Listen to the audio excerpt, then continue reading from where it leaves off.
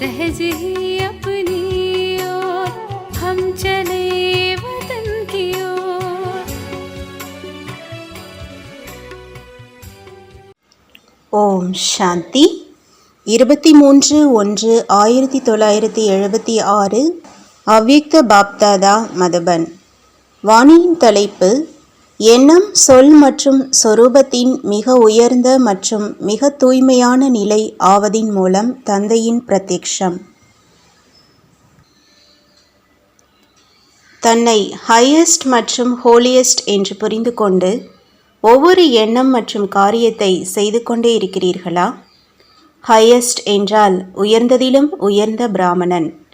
பிராமணர்களுக்கு விராட ரூபத்தில் குடுமையின் ஸ்தானம் கொடுக்கப்பட்டிருக்கிறது. எப்படி ஸ்தானம் உயர்ந்த குடுமையினுடையதாக இருக்கிறதோ அதேபோல் ஸ்தானத்தின் கூடவே ஸ்திதியும் உயர்ந்ததாக இருக்கிறதா? எப்படி உயர்ந்த பெயரோ அதுபோலவே உயர்ந்த மரியாதை மற்றும் அதுபோலவே உயர்ந்த காரியம். எப்படி தந்தைக்காக உயர்ந்ததிலும் உயர்ந்தவர் பகவான் என்ற மகிமை இருக்கிறது, அதேபோல் குழந்தைகளுக்கும் உயர்ந்ததிலும் உயர்ந்த பிராமணன் என்ற மகிமை இருக்கிறது. இந்த உயர்ந்த நிலையின் நினைவு சின்னம் இன்று வரை தொடர்ந்து வந்து கொண்டிருக்கிறது.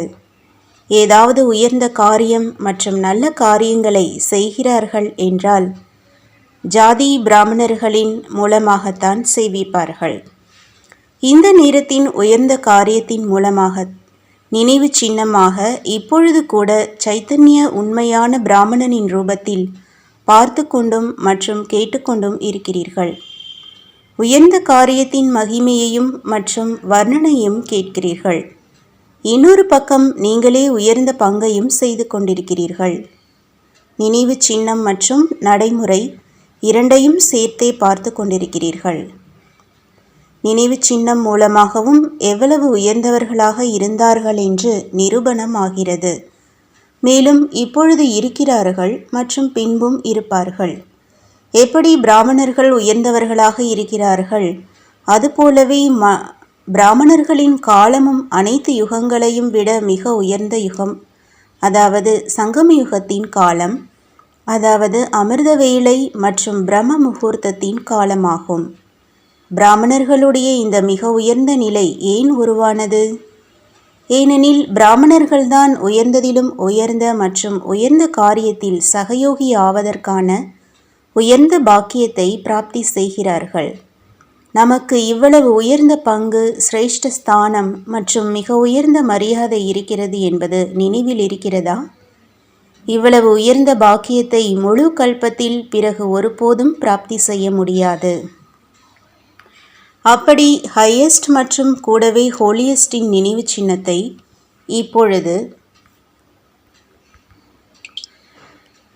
இப்பொழுது வரை கேட்கிறீர்கள்.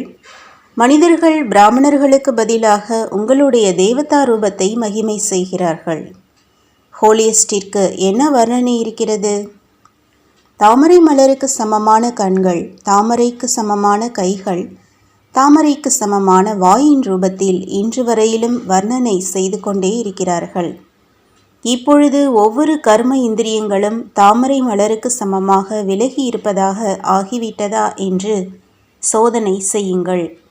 எப்படி தாமரை மலர் உறவு நெருக்கத்தில் வந்தும் விலகி இருக்கிறது, அதேபோல் உடல் மற்றும் உடலின் சம்பந்தத்திலிருந்து, உடலின் இந்த பழைய உலகத்தின் ஈர்ப்பிலிருந்து விலகி இருக்கிறீர்களா? பார்ப்பது, கேட்பது, பேசுவது போன்ற ஏதாவது கர்ம இந்திரிய ரசனை தன்னுடைய வசமாகவோ ஆக்கிவிடவில்லையே. வசமாகிவிடுவதின் அர்த்தம் ஹோலியஸ்டிலிருந்து பூதமாகிவிடுவது. எப்பொழுது பூதமாகி விடுகிறார்கள் என்றால் பூதங்களின் காரியமே துக்கமாவது மற்றும் துக்கப்படுவது. அவர்கள் பின்பு ஹையஸ்ட் பிராமணனிலிருந்து சூத்ரனாகி விடுகிறார்கள். எனவே நான் ஹையஸ்ட் மற்றும் ஹோலியஸ்டாக இருக்கிறேன் என்பதை எப்பொழுதும் நினைவில் வைத்துக் கொள்ளுங்கள். எப்பொழுது இது பிரத்யக்ஷ ரூபத்தில், அதாவது எண்ணம் மற்றும் சொரூபத்தில் நினைவு இருக்குமோ அப்பொழுதுதான் பிரத்யக்ஷ வருடத்தை கொண்டாட முடியும். உயர்ந்ததிலும் உயர்ந்த தந்தையை பிரத்யக்ஷம் செய்வதற்காக எதுவரை சுயம் சொரூபத்தில் ஹையஸ்ட், ஹோலியஸ்ட் மற்றும் ஹையஸ்ட் ஆகவில்லை என்றால் தந்தையை எப்படி பிரத்யக்ஷம் செய்வீர்கள்? தன்னில் தந்தைக்கு சமமான குணம் மற்றும் காரியத்தை வெளிப்படுத்துவதுதான் தந்தையை பிரத்யக்ஷம் செய்வதாகும். உயர்ந்த காரியத்தினால் உயர்ந்த தந்தையின் பெயர் புகழடையும். தன்னுடைய ஆன்மீக முகத்தினால் ஆன்மீக தந்தையை பிரத்யக்ஷம் செய்ய வேண்டும். அதனால் ஒவ்வொரு ஆத்மாவும் ஒவ்வொரு பிராமணரிடமும் பிரம்ம பாபாவை பார்க்க வேண்டும்.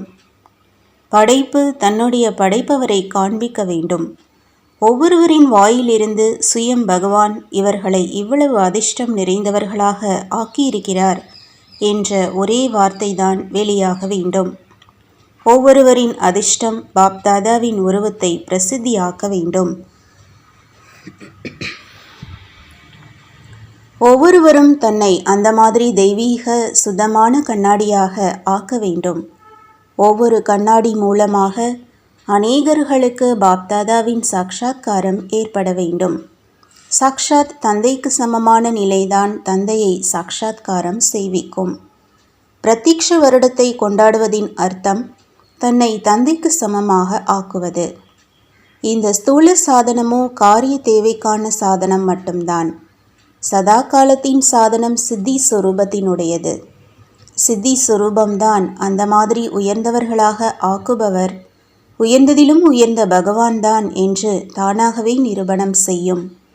எனவே சாதனங்களின் கூடவே சித்தி சொரூபத்தையும் கடைபிடியுங்கள்.